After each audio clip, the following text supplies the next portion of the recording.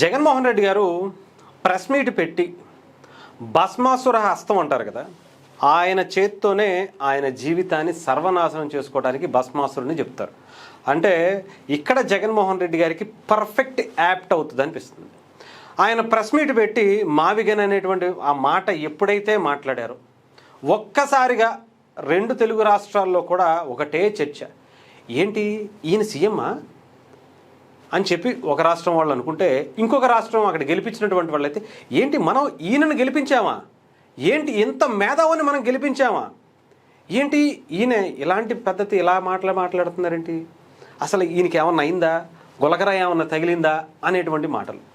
కొంతమంది కేడర్లు అయితే ఏంటి మనం ఈయన నమ్ముకుని ఒక పార్టీకి సపోర్ట్ చేశామా, ఇలాంటి వ్యక్తిని నమ్ముకుని మనం ఇంకా రాజకీయం చేయాలనుకుంటున్నామా, ఇలాంటి వ్యక్తి కింద మనం ఎమ్మెల్యేలుగా, ఎంపీలుగా, మినిస్టర్లుగా లేదంటే ఇంకొక చోటుగా పని చేశాము అని అనుకుంటున్నామా అనుకునేటువంటి పరిస్థితి ఒక్క మావిగన్ దెబ్బతో మొత్తం అంతా పటాస్ ఒక రేంజ్లో కనిపించింది.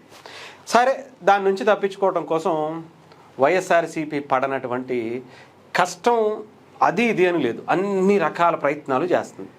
ఒక పక్క రైల్వే కోడూరులో అమ్మాయిని కొట్టేశారని మాట్లాడుకుంటారు, ఇంకొక పక్క ఏబిఎన్ ఆర్కే గారు ఏదో మాట్లాడేశారని దాని గురించి మాట్లాడుకుంటారు.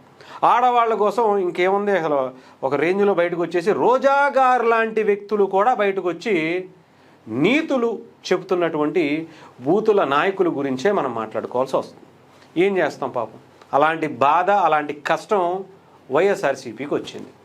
సరే, ఇంక ఎవరు ఏమి చేయలేకపోతున్నారు, ఇదంతా సోషల్ మీడియా కావచ్చు లేదంటే మొత్తం అంతా కూడా మన పరిస్థితి మావిగన్ దెబ్బతో మటాష్ అయిపోయింది అనుకునేటప్పటికీ జగన్మోహన్ రెడ్డి గారే వారం తిరిగే లోపు ఎప్పుడో పోయిన బుధవారం ప్రెస్ మీట్ పెడితే ఇంకా ఆ వైబ్స్ ఇంకా వస్తూనే ఉన్నాయి. మావిగన్ దెబ్బకి ఆ మీమ్స్ ఆ జోకులు ఒక రేంజ్లో అనుకోండి అసలేక అయ్యే ఒకటి తప్పుకునేటప్పటికి మళ్ళీ బుధవారం వచ్చింది, మళ్ళీ ప్రెస్ మీట్ పెట్టారు.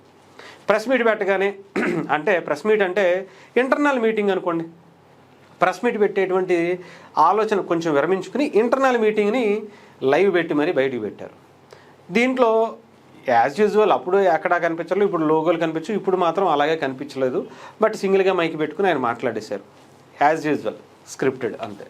దాంట్లోనే చాలా అద్భుతమైనటువంటి మాటలు మాట్లాడారు. దాని గురించి ఒకసారి ఏం మాట్లాడారు అనేది ఒకసారి ఒక మంచి ఆణిముత్యం మీకోసం తీసుకొచ్చాను, ఒకసారి విన్నాం. దత్తపుత్రుడి గారి ఇల్లు హైదరాబాద్ లోనే, కానీ ఆయన ఇంట్లో ఇల్లాలు మాత్రం ప్రతి 3 సంవత్సరాలకు 4 సంవత్సరాలకు మారిపోతా ఉంటారు.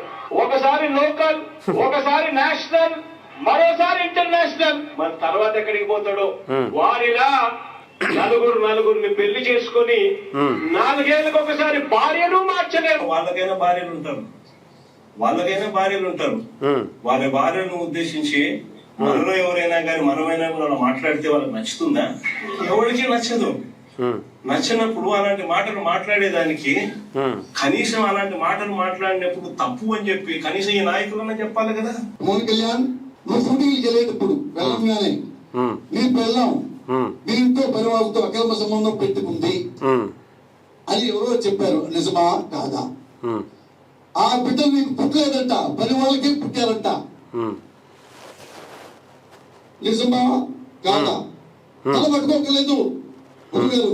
పవన్ కళ్యాణ్ సైకో వెదవకి చెప్తున్నా, ఒరే సైకో వెదవా, నీకు ఒక ఆడపిల్ల ఉంది, ఆ పిల్ల పెద్దదవుతుంది, గుర్తు పెట్టుకొని ఇంకా బతికే ఉంటాను, రక్త కన్నీరు పెట్టుకుంటాం. దళితున్నా కాక పవన్ కళ్యాణ్ లాంటి దొంగలంతా కొడుకు అసలే ఈ లోకంలో. పవన్ కళ్యాణ్ ఇది పోసాని కృష్ణమురళి అనేటువంటి ఒక సైకో. ఇంకా అసలు అంతకన్నా మాటలు మాట్లాడాలంటే మన వల్ల కాదులేండి, అది ఒక దానికంటూ ఒక సపరేట్ అది వాళ్ళకే చెందుద్ది, ఇంకొకళ్ళ గురించి మాట్లాడలేము మనం. ఇది మరి జగన్మోహన్ రెడ్డి గారు ఇంతకేం మాట్లాడారు నిన్న ప్రెస్ మీట్లో, అంటే బుధవారం జరిగినటువంటి ప్రెస్ మీట్లో ఇంట్లో ఆడవాళ్ళ గురించి మాట్లాడినప్పుడు తప్పు అని అనిపించలేదా, తప్పు అని ఎందుకు చెప్పట్లేదు అని జగన్మోహన్ రెడ్డి గారు మాట్లాడుతున్నటువంటి అంటే నీతులు అన్నమాట ఇవి. మరి గతంలో జగన్మోహన్ రెడ్డి గారు 2024లో ఒక పబ్లిక్ మీటింగ్లో ఆడవాళ్ళ గురించి, అంటే ఇంట్లో ఆడవాళ్ళ గురించి, భార్య గురించి ఏం మాట్లాడారు? ఒక సైకో, ఒక ఉన్మాది, ఒక నికృష్టుడు, నీచుడు, దరిద్రుడు, ఇంతకన్నా బూతులైతే నగరం చెప్తున్నాను కదా. ఆ పోసాని కృష్ణమురళి అనేవాడు ఇలా మాట్లాడినప్పుడు ఆయన ఏం చేశాడు? ఇది తప్పు అని చెప్పాడా? మిస్టర్ జగన్మోహన్ రెడ్డి గారు, మిమ్మల్ని అడుగుతున్నాం సార్, ఇలాంటి నీచులు, నికృష్టులు, దరిద్రులు, పనికి మాలిన సైకో ఇలాంటి దరిద్రులందరూ కూడా మాట్లాడినప్పుడు మీరెందుకు మాట్లాడలేకపోయారు? ఏం చేశారు అప్పుడు మీరు చెప్పండి. రోజా గారు అన్నట్టు మేము అనలేం కానీ ఐస్ క్రీమ్ పెట్టుకున్నారా లేకపోతే హెరిటేజ్ పాలు పితుకుతున్నారా అని మేము అనలేం కానీ మామూలుగా చెప్తున్నాం. ఏం చేస్తున్నారు? ఎందుకు చెప్పలేకపోయారు? ఒక పబ్లిక్ మీటింగ్లో మీ పక్కన కూర్చున్నటువంటి ఒక మంత్రో అప్పటికి ఎమ్మెల్యేనో ఆయన జోగి రమేష్ గారు పవన్ కళ్యాణ్ అనేవాడు ఒక పిచ్చి కుక్క అన్నప్పుడు మీరు పక్క నుండి ఏమంటారు ఎంత గొప్పగా నవ్వుతున్నారో అందరూ చూశారు. మరి తప్పని ఆ స్టేజ్ మీద ఎందుకు చెప్పలేకపోయారు సార్? మీ ఎమ్మెల్యే దూరంపూడి చంద్రశేఖర్ రెడ్డి అనేటువంటి ఒక రౌడీ, వీధి రౌడీ కన్నా దారుణంగా పబ్లిక్ మీటింగ్లో ఎంత నీచంగా అమ్మల్ని అక్కల్ని మాట్లాడినటువంటి పరిస్థితి ఉంది. మరి ఎందుకని సార్ అతని మీద చర్యలు తీసుకోలేదు? తప్పు అని కనీసం ఎందుకు చెప్పలేదు సార్? మనం ఇప్పుడు వచ్చి నీతులు మాట్లాడుతున్నాం, అర్థమైందా? నీతులు మాట్లాడేది మీకు అసలు ఏమన్నా అర్హత ఉందా? సరే, ఇది కూడా పక్కన పెడదాం. వీళ్ళందరూ బయటోళ్ళే సార్, వీళ్ళందరూ బయటోళ్ళే, ఓకేనా? మరి మీ కుటుంబానికి సంబంధించి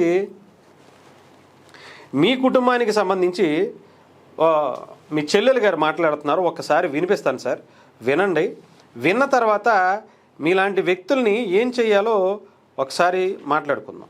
ఈ సైతాన్ సైన్యం చేత నేను రాజశేఖర్ పుట్టలేదన్న నిజం అక్రమ సంతానం అన్నారు. నాకు ఇతరులతో సంబంధాలు అంటగట్టారు. నన్ను కనీసం ఒక మహిళగా చూసారా? కనీసం ఒక తగ్గనన్నా గుర్తు పెట్టుకున్నారు. ఎంత దూషించారు. అసలు రక్త సంబంధాల గురించి, అక్క చెల్లెల గురించి మీకేం తెలుసు? మీకు అక్క చెల్లెలు అంటే ఒక ఊత పదం మాత్రమే.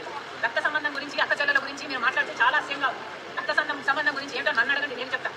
రక్త సంబంధం అంటే అన్న కష్టాలలో ఉన్నాడు కాబట్టి మాట అడగంగానే పాదయాత్రకు బయలుదేరడం. నా బిడ్డలు కాదనుకున్నా, నా భర్తను కాదనుకున్నా. ఇది ఇంకా ఉంది కానీ చాలా మ్యాటర్ ఉంది కానీ ఆవిడ చెప్పేది సొంత చెల్లెలకి అంటే మీతో పాటు తోడబుట్టిన మీ రక్త సంబంధికురాలు రాజశేఖర్ రెడ్డి గారి రక్తం పంచుకు పుట్టినటువంటి వైఎస్ షర్మిల గారిని ఎలా అక్రమ సంబంధాలు అంటగట్టారు సార్? ఎలా అనాలనిపించింది సార్? సరే వదిలేద్దాం పోనీ, ఆవిడ కూడా ఏదో మాట్లాడేసింది అనుకోవచ్చు.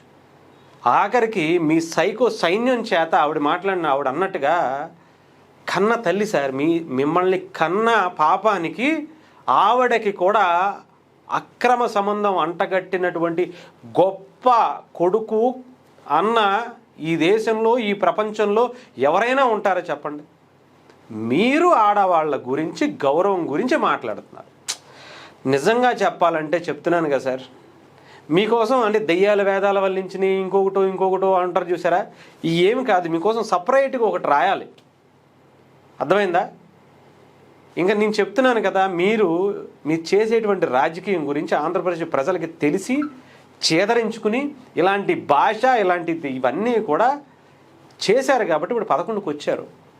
ఇంకా మీరు ప్రెస్ మీట్లు పెట్టి ఇలా ఏదేదో సూక్తులు నీతులు చెప్తుంటే జనాలు వినేవాడు లేడు సార్, అర్థమైందా? మీరు ఆ రోజు పోసాని కృష్ణమురళి లాంటి ఒక సైకో అంత పుండాకోరికి మీరు ఆ రోజు చెప్పుండుంటే మీరు ఈరోజు మాట్లాడేటానికి అవకాశం ఉండేది. ఆడవాళ్ళ గురించి మాట్లాడకూడదు అని చెప్పి ఆ రోజు ఎవరో బోరిగడ్డ అనిల్ని మందలించుంటే మీ పార్టీ కాకపోయినా కానీ ఏదైనా యాక్షన్ తీసుకుని ఉంటే ఆ రోజు బాగుండేది. మీ ఎమ్మెల్యేగా ఉన్నటువంటి దూరంపూడి చంద్రశేఖర్ రెడ్డికి ఇంట్లో ఆడవాళ్ళతో నీకెందుకయ్యా రాజకీయం, నువ్వు మగాడిగా తిన్నగా చెయ్యి, పవన్ కళ్యాణ్తో పోరాడు, పవన్ కళ్యాణ్ పార్టీతో పోరాడు, పవన్ కళ్యాణ్ సిద్ధాంతాలతో పోరాడు అని చెప్పి చెప్పుండుంటే బాగుండేది సార్. ఎందుకంటే వాళ్ళకి చెప్పడానికి మీరు కూడా చేయలేదు కదా. మీరు కూడా ఇంట్లో ఆడవాళ్ళకి సంబంధించి ఆడవాళ్ళని తీసుకొచ్చి రాజకీయం చేయటం తప్ప మీరు ఎప్పుడైనా నిజాయితీగా ఒక పార్టీగా మేము పెద్ద తోపులు సింగిల్గా వస్తాం, సింహాలుగా వస్తాం అంటే ఏదైనా సరే వేటాడే రాజకీయం చేస్తారు. అంటే మీరైనా సరే, అంటే వాళ్ళందరి గురించి పక్కన పెడదాం, మీరైనా సరే సరైన రాజకీయం చేసి ఉండుంటే వీళ్ళందరికీ ఇలా మాట్లాడేటువంటి ధైర్యం రాదు. మీరే ఇంట్లో వాళ్ళ ఆడవాళ్ళ గురించి, మీ చెల్లెల్ని, మీ తల్లిని ఈ రకంగా మాట్లాడి పవన్ కళ్యాణ్ గారి భార్య గురించి, వాళ్ళ పిల్లల గురించి ఇష్టానుసారం మీరు మాట్లాడినప్పుడు మీరు ఇంకా వాళ్ళకేం చెప్తారులేండి నీతులు, సమాజానికి ఏం చెప్తారులేండి నీతులు, చెప్పండి. మీ మీద ఆ రోజు యాక్షన్ తీసుకుని ఉంటే ఈరోజు ఇలాంటి వాళ్ళకి మాటలు వచ్చేవి కాదు. ఏదేమైనా చెప్తున్నాను కదా, నీతులు అన్నీ కలిపి, అర్థమైందా? మీరు మాట్లాడినటువంటి వాటి గురించి కావచ్చు, మీ నాయకులు మాట్లాడినటువంటి వాటి ఆ బూతుల పంచాంగాల గురించి ఒక్కొక్క నాయకుడు ఒక్కొక్క బుక్కే రాయొచ్చు. అర్థమైందా? మీరు చెప్పకూడదు సార్. నీతులు ఎవరైనా చెప్పచ్చు, కానీ మీరు మాత్రం చెప్పకూడదు సార్. జగన్మోహన్ రెడ్డి గారు గుర్తుపెట్టుకోండి, మీకు నీతులు అనేటువంటి మాట, నిజాయితీ అనేటువంటి మాట, రాజకీయంగా నిజాయితీగా చేస్తాననేటువంటి మాట అస్సలు సూట్ అవ్వదు.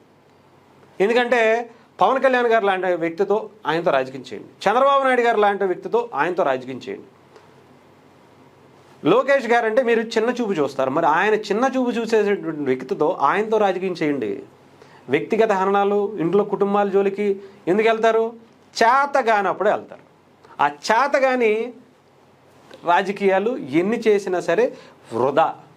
లాస్ట్గా చెప్తున్నా, చంద్రబాబు నాయుడు గారు, పవన్ కళ్యాణ్ గారు ఇద్దరు కూడా గుర్తుపెట్టుకోండి, మీరిద్దరూ కూడా జగన్మోహన్ రెడ్డి గారిని ప్రత్యర్థి అని అనుకోవడం మానేయండి దయచేసి.